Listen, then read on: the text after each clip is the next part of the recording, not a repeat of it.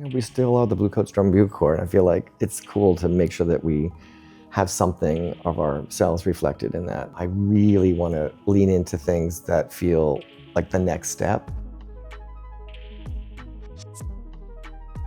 I'm Greg Lagola. I'm on the design staff at the Bluecoats, and my main job is to design the costumes and uniforms for the drum corps. The process is always not really a visual conversation, so it's really sort of a music/vibe conversation. So I'll do like 30 at least sketches. This could be cool. This could be interesting. Wait a second, I like this idea. So I can't stop. It just keeps going. Early stages, there's a lot of talk about sonic effects, sound effects with music, and what can we do that's interesting in that respect. This year, the keywords that started to come up were a blurriness, a fuzziness. There was this idea of things that were abstracted, not clear. The idea of phasing, something being slightly out of phase with something else. We talked about the Schrodinger's cat idea in physics, where the cat is either in the box or out of the box, and only through the act of observation do we understand the outcome. It could be either or. Okay, we sound like we're engaging in some sort of scientific process here,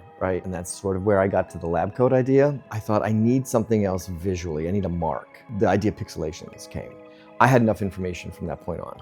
We decided that the performers, the corps proper, would be scientists, basically. By extension, the color guard is not that. They're more abstract. They become sort of the observed, and the corps is the observer. And so we're playing with that idea. I had always kind of been interested in using this sort of iridescent fabric. It's a fabric where the iridescence is sort of printed on like a foil. Once we started really digging into the show, I started to look at that fabric as something like that realistically could work for us, because the way it reflects light, it absolutely reflects all the colors that we see in the set pieces. It needed to be a little, reflective and blurry, because it does blur the light a bit, and I think it reinforces the idea of the observer effect in my world, because it just feels like it takes us into another realm slightly, and it looks good.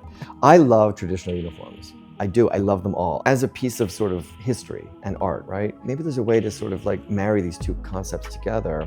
Well, how do we capture a little bit of that history and keep it alive? I'm going to try to keep doing this every single year now. So this year, or the uniform that they've worn in the past, that would resonate the best. A collaboration between myself and Courtney and Mike Scott. I think it was 2007 it started. Because of the line work on it, I thought, well, this has to be it. So we kind of put our heads together and arrived at this one. That's the process, and that's sort of the outcome that we arrived at this year with respect to this show and what we wanted to achieve with it.